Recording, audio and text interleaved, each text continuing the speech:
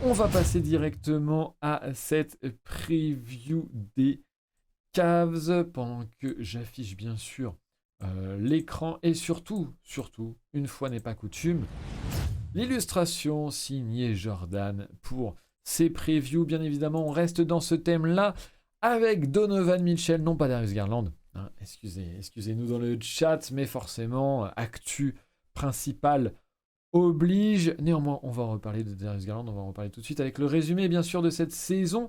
Pendant que je vous envoie la preview signée Xavier dans le chat. N'hésitez pas à lire dire ça pour plus d'informations, même si on va essayer d'y revenir de manière plus ou moins exhaustive. Les Cavs donc, une saison surprise, on peut le dire quand même, et ô combien satisfaisante, surtout la saison passée. Saison surprise, notamment à plein de niveaux différents, à 3 niveaux différents au moins. D'abord, la trouvaille du front de courte, un style de jeu très particulier avec 3 très grands sur les postes du front de courte, à savoir les postes d'ailier, ailier fort, pivot classiquement, avec bien sûr la titularisation de Lauri Markkanen, Evan Mobley et Jarrett Allen. Et grâce auquel, bien évidemment, les Cavs trouvaient surtout, avant toute chose, une assise défensive et une identité de jeu, je pense qu'on peut le dire, avec, encore une fois, et on va y revenir plusieurs fois dans cette preview, le rookie, un des rookies les plus excitants de ces dernières années et de la dernière QV, assurément, en la personne d'Evan Mobley, bien évidemment, le rookie, et je ne peux m'empêcher d'envoyer une petite vidéo signée Ben Taylor qui parlait de ce rookie-là, et je vais pouvoir, en vous l'affichant, mettre quelques highlights du rookie. Un rookie très intéressant, surtout en premier lieu pour son apport défensif, puisqu'il est très grand et très mobile, et donc qui permet de défendre sur énormément de positions à l'extérieur, mais en même temps en gardant une dissuasion dans la peinture extrêmement forte. C'est quelqu'un qui peut, grâce à son aide, en fait, venir annihiler énormément d'actions au cercle. Et ça, on sait à quel point c'est positif pour une défense et pour le plancher défensif d'une équipe. Et Evan Mobley qui, en plus de ça, voilà, avec sa mobilité, va pouvoir aussi défendre au large, défendre sur les drives, même des drives de certains guards. Je pense notamment, il y aura une action dans les highlights face à Damian Lillard qui est plus qu'intéressante. Alors qu'on dit bien évidemment bonsoir à Tom qui nous rejoint comme tous les soirs. Bonsoir à toi, ça fait très plaisir de t'avoir. Comme d'habitude, Evan Mobley donc. Un de mes petits coups de cœur, bien évidemment, mais je ne suis pas le seul, hein, c'est très mainstream, bien évidemment, comme opinion maintenant, tant il a conquis le cœur de tout le monde.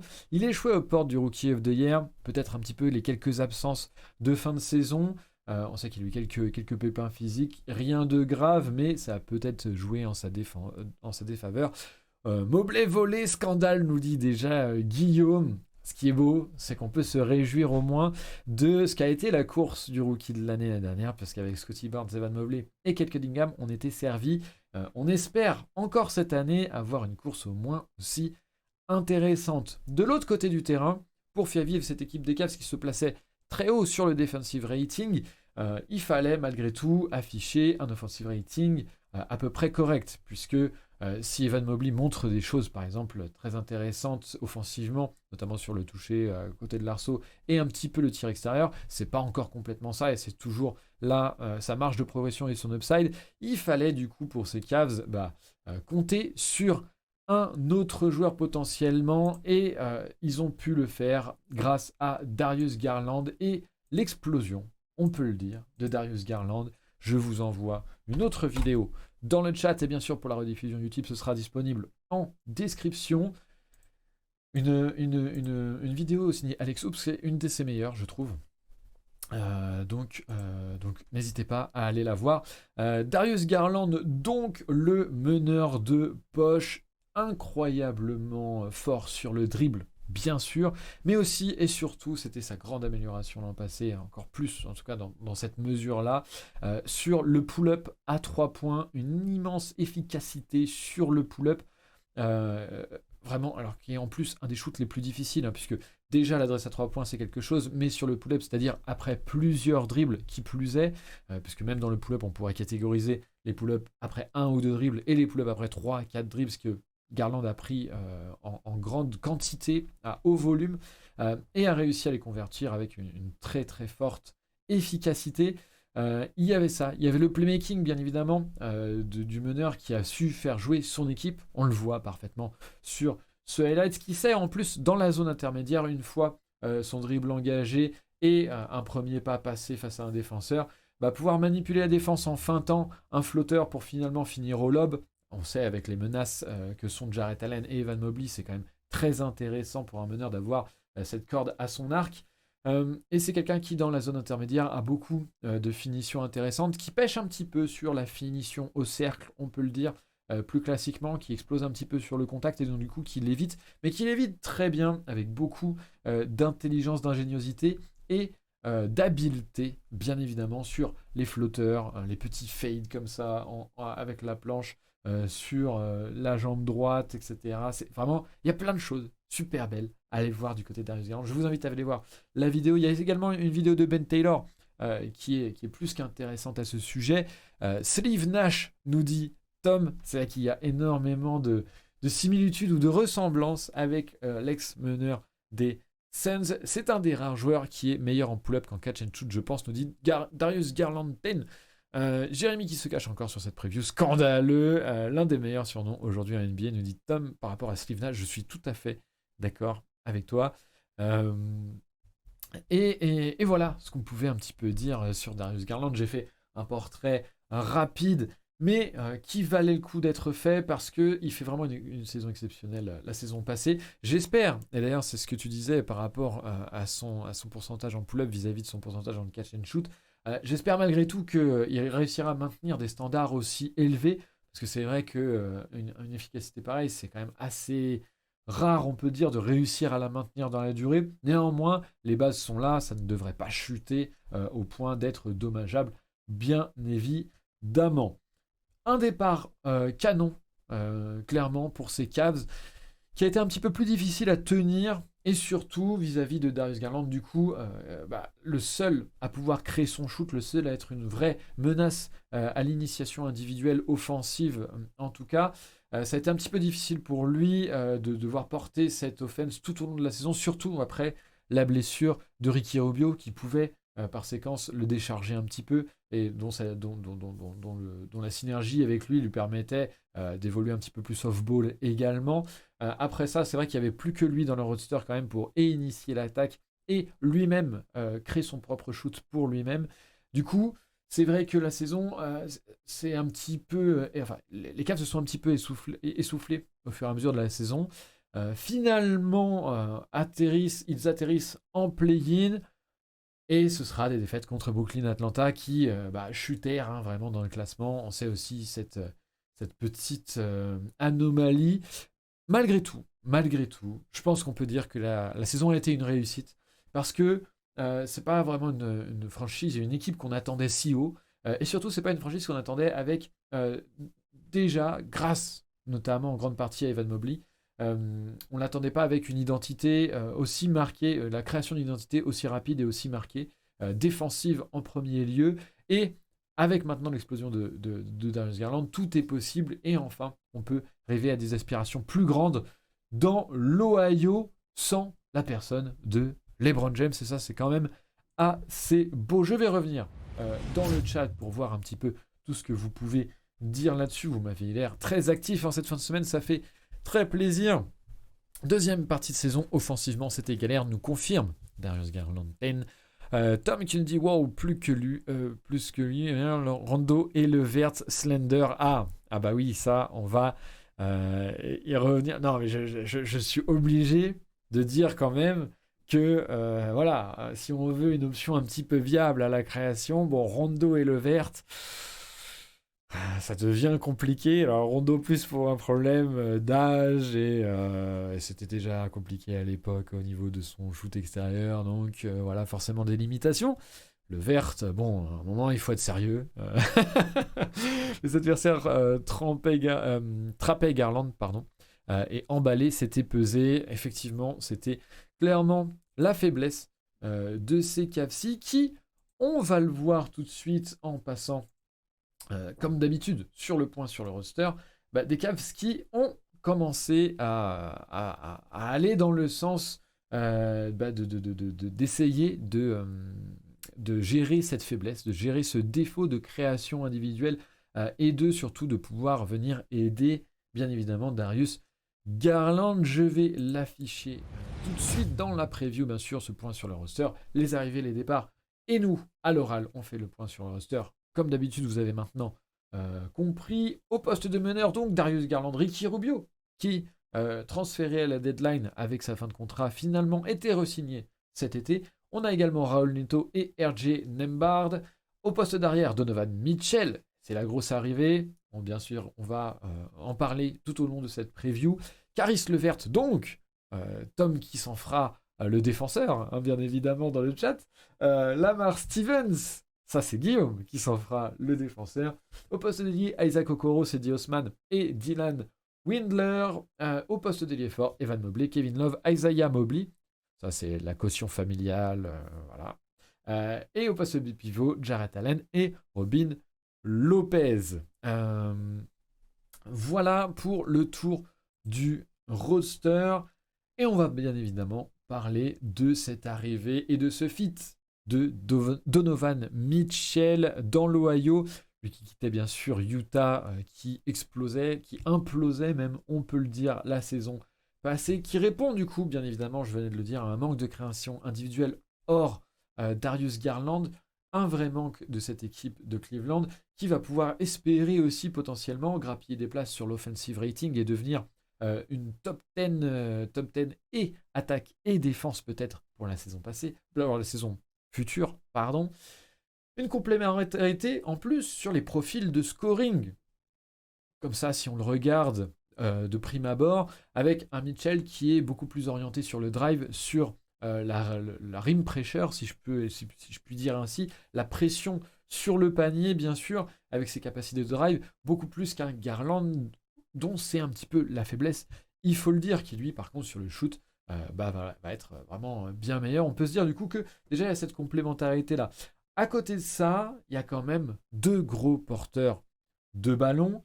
Alors, on sait surtout qu'en plus, la saison passée, c'est dans ce rôle que Darius Garland a explosé, alors qu'on salue Pirigno JR, bien évidemment, comme presque tous les soirs. Très content de te retrouver encore, alors que je vais afficher le chat, comme ça vos messages bien sûr passeront à la rediffusion YouTube. Deux gros porteurs de ballon donc, Darius Garland qui a profité de la saison passée pour en plus vraiment faire briller l'équipe avec ses capacités de playmaking. On sait que par exemple quand il était associé avec Colin Sexton, c'est des qualités qui transparaissaient un petit peu moins dans l'équipe, en tout cas je trouve, même si je ne regardais pas complètement, vraiment beaucoup les Cavs, donc on pourra me corriger là-dessus, hein. N'hésitez pas dans le chat, notamment Darius Garland 10 bien évidemment. Si je dis des bêtises, il faut me corriger et comme ça on peut en parler. C'est tout l'intérêt d'avoir le chat et d'être en live avec vous. Néanmoins, Garland, il y a ce côté intéressant avec lui, que c'est un guard plutôt intéressant et plutôt bon, voire très bon, off-ball, loin du ballon, avec vraiment des mouvements intéressants sur les cuts, sur les démarcations, qui en plus bénéficient d'un playbook intéressant chez les Cavs, puisque l'année passée, on a vu pas mal de sorties de sorties de temps mort par exemple, ou même des systèmes dans lesquels en fait Darius Garland récupérait sur une passe un bon positionnement off-ball pour un shoot à mi-distance à 3 points. Il y a pas mal d'actions dans le playbook des Cavs qui sont destinées à Darius Garland pour un shoot en catch and shoot off-ball, ou alors tout simplement pour qu'il puisse avoir bénéficié d'un décalage. Et donc du coup on peut imaginer malgré tout, bien évidemment, Darius Garland dans un profil plus off-ball. Petit point statistique, puisque je sais qu'il y en a pas mal qui aiment ça dans le chat. 1,19 points par action sur les actions justement en sortie d'écran, avec Mobley et Allen sur le terrain, les deux poseurs d'écran principaux dans ce genre d'action. Pour Darius Garland, c'est une très bonne marque, et donc on peut imaginer que c'est quelque chose qui peut se faire dans ce duo et dans ce fit. À côté de ça, Donovan Mitchell, ça saute un petit peu moins aux yeux. On sait qu'il est capable de faire la passe sur les décalages qu'il crée en drivant vers le cercle.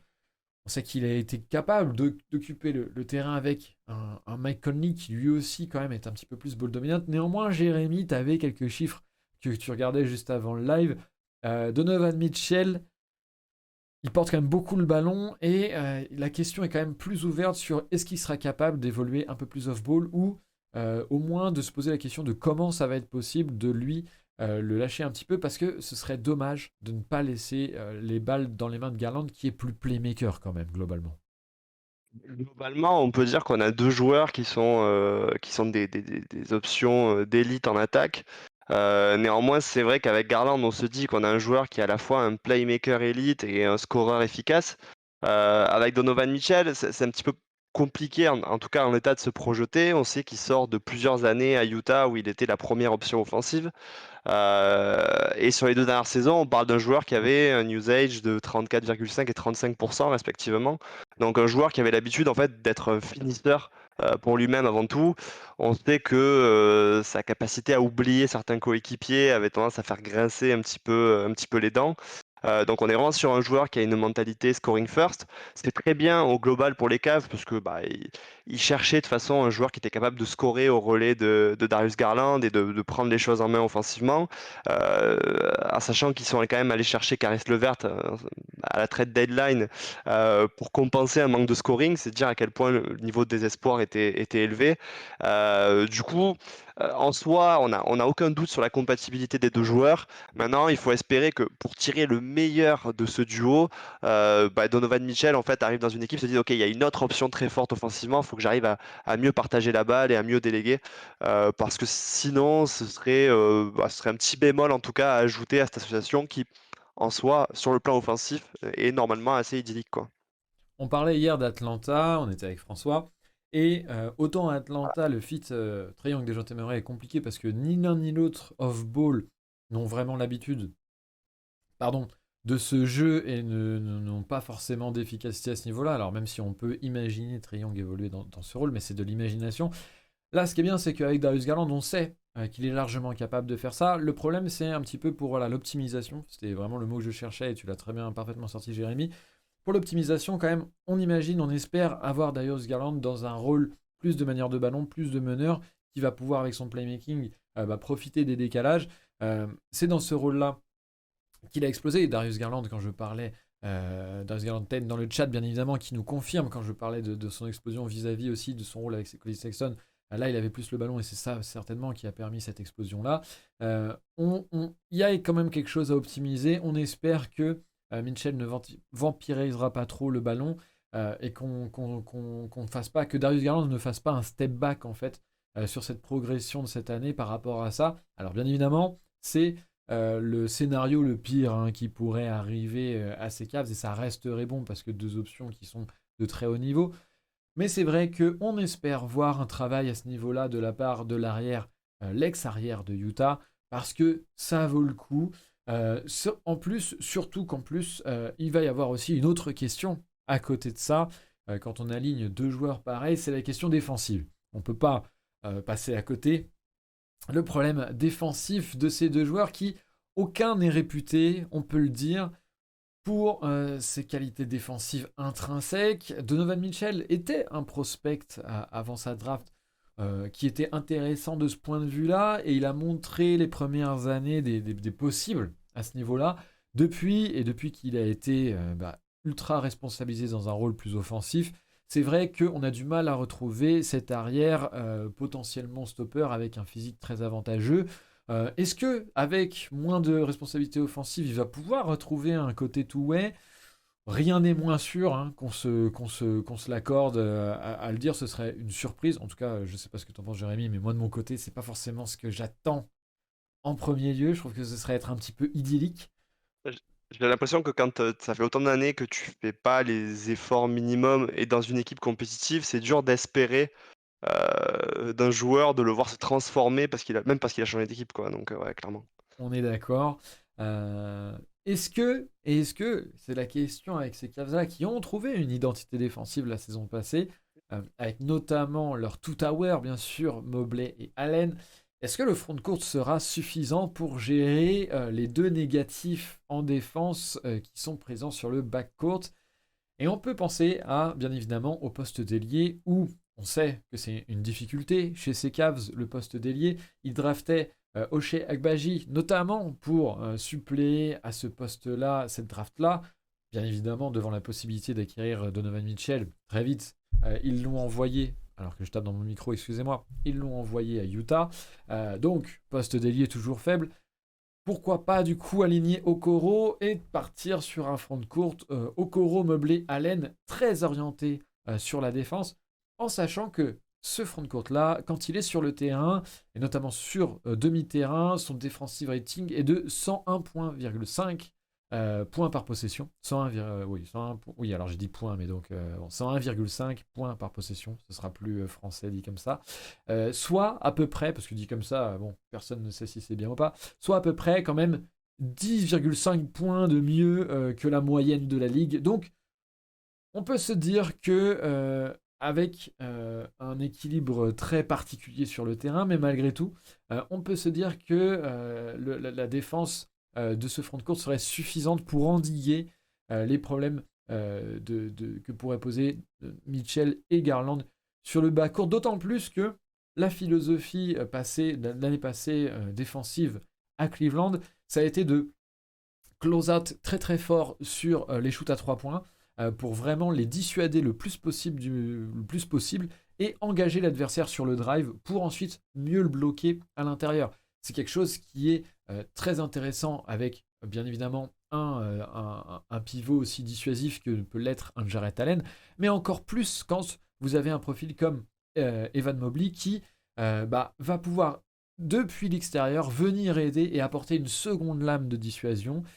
Et donc du coup l'un dans l'autre c'était extrêmement efficace. Je vais vous lire un petit peu dans le chat histoire de voir ce que vous pouvez penser de cette idée, alors que Perigno part dans une autre direction et on va peut-être pouvoir repartir là-dessus après. Le spacing questionne, mais avoir deux porteurs de balles de ce niveau, ça te laisse au moins une grosse option offensive sur le parquet pendant tout le match. C'est également vrai. On en reparlera un petit peu après. Aussi de la potentialité stagger, rotation et coaching. On fait ça d'ailleurs presque dans toutes les previews, j'ai l'impression.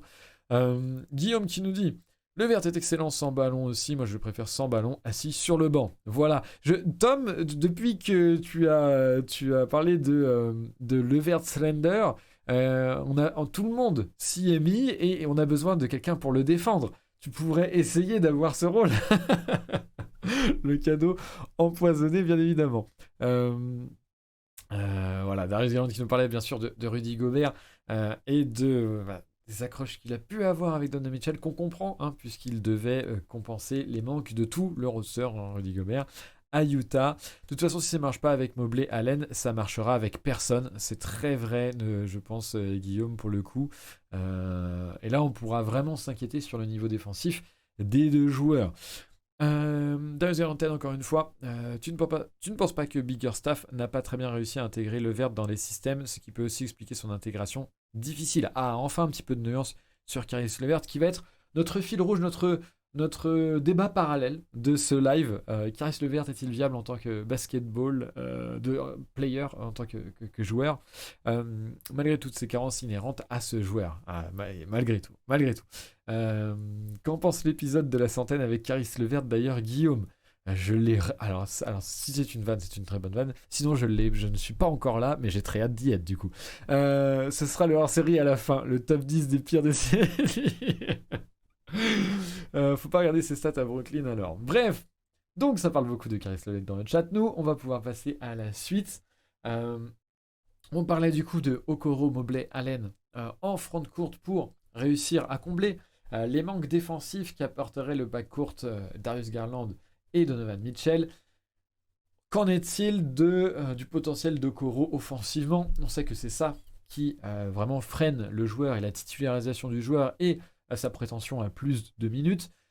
Il y a eu un petit peu de mieux sur le shoot, et tu me diras, Darius Garland, bien sûr, notre fan des Cavs dans le chat, il y a eu un petit peu de mieux sur la fin de saison sur le shoot, et j'ai tendance à penser qu'en cinquième option, ce sera suffisant, du moins pour la SR. Peut-être qu'après, il faudra réfléchir. je pense que malgré tout, ça peut se faire sur la saison régulière.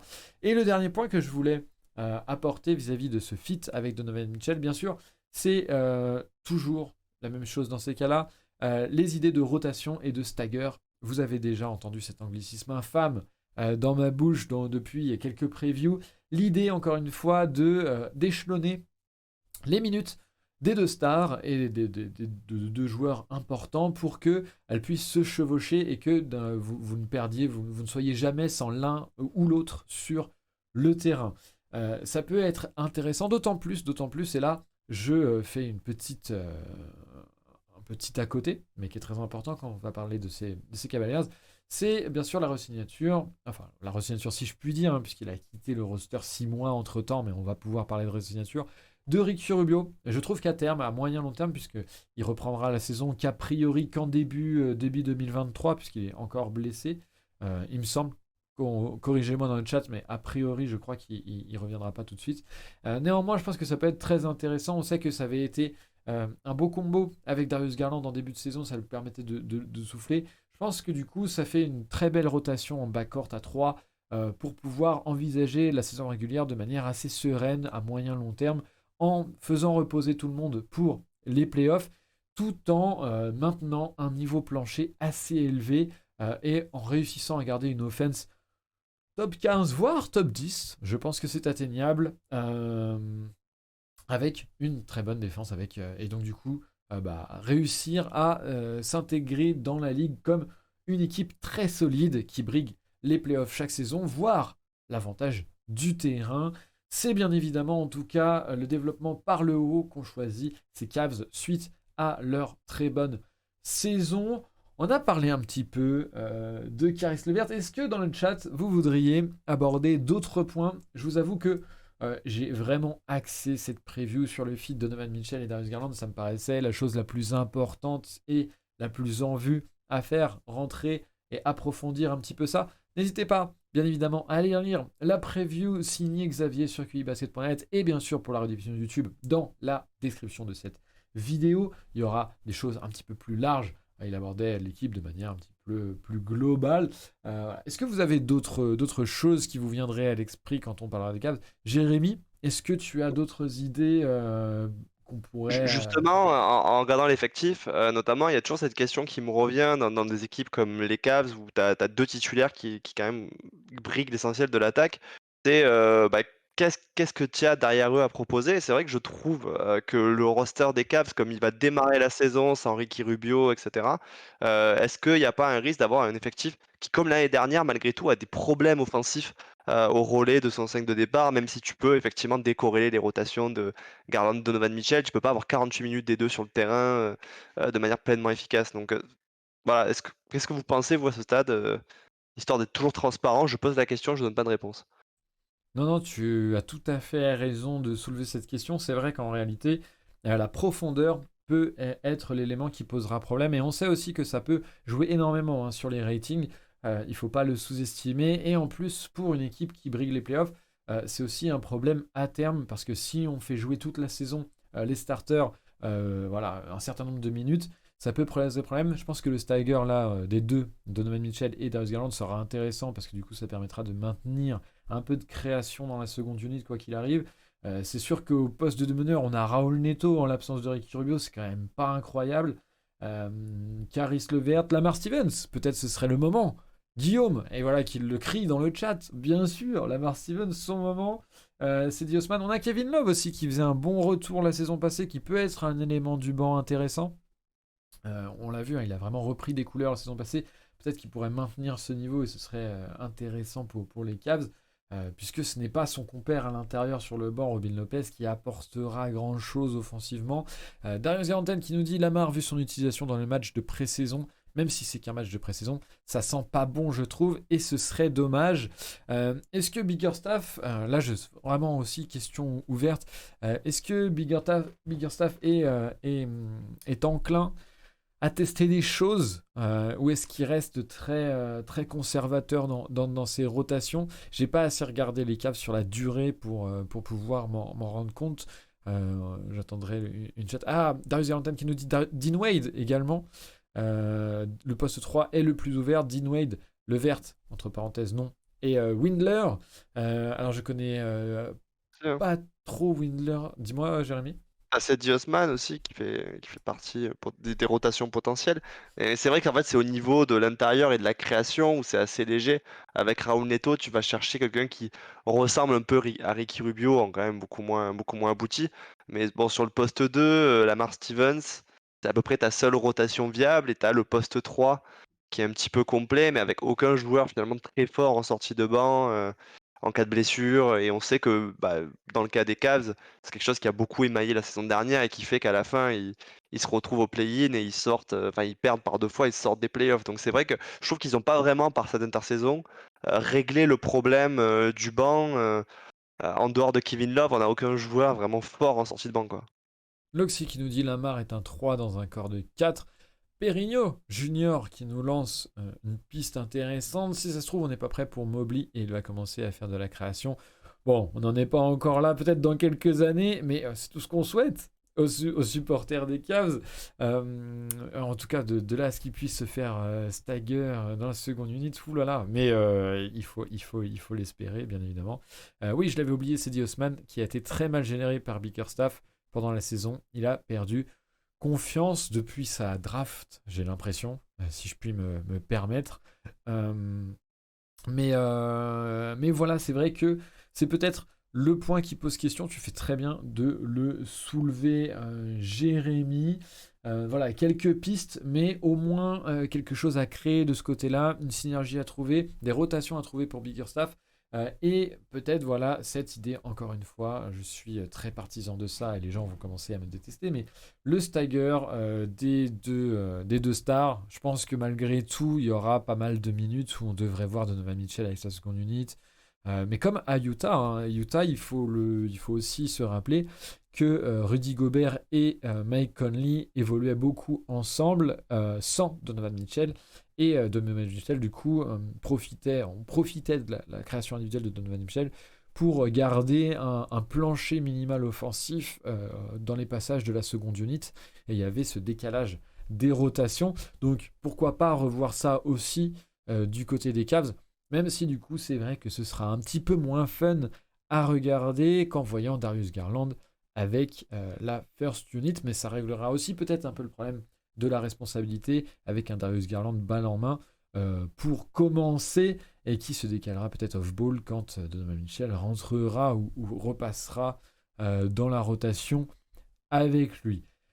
Est-ce qu'on n'aurait pas fait un petit peu le tour de cette équipe des Cavs? Bien évidemment, ce n'est pas exhaustif malgré tout. Je pense qu'on a essayé d'approfondir un petit peu certaines questions, certains points clés, notamment le fit bien évidemment avec Donovan Mitchell. Je vais vous remettre peut-être la preview, bien sûr, pour vous inviter dans la rediffusion YouTube à aller, bien évidemment, la lire si vous vouliez un petit peu plus d'informations. Je remets l'illustration signée Jordan, à qui on fait une grosse dédicace, bien évidemment, qui fait du gros taf sur ces illustrations. J'espère qu'il n'a pas oublié le programme de la semaine prochaine, voilà, à faire. et du coup, sauf dernier mot dans le chat, si quelqu'un voulait finir sur une note positive ou autre, ou sur quelque chose qu'on aurait oublié sur ces Cavs, on devrait passer à la suite.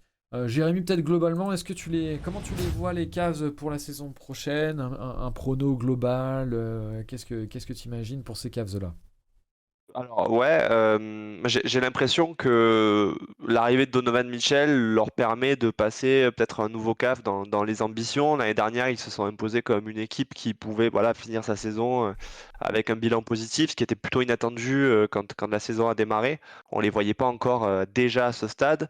Là, ils font le plein d'ambition, ils ont toujours certaines certitudes. Je pense que le but cette année pour eux, c'est voilà, de se dire on va en play-off directement. Et si on peut en play-off, on passe le premier tour. Mais déjà, ce serait une saison réussie s'ils arrivaient à éviter le play-in et à s'imposer à l'Est comme une formation qui compte, quoi. Objectif qualification directe en playoff, donc pour ces Cavaliers de l'Ohio, Cleveland bien évidemment. Un coin que l'on vous conseille pour vos vacances d'été? Non, pas du tout. À quand un bon coach, nous dit Guillaume. C'était un petit peu ma question, c'était un petit peu mon sous-entendu. Ce sera peut-être l'occasion de passer un cap pour plus tard. En tout cas, ça va être très intéressant de suivre ces Cavs aussi cette saison et ce feat Darius Garland, Donovan Mitchell. On vous souhaite à tous, les fans bien sûr des Cavs, une très bonne saison et l'objectif playoff sans passer par le play.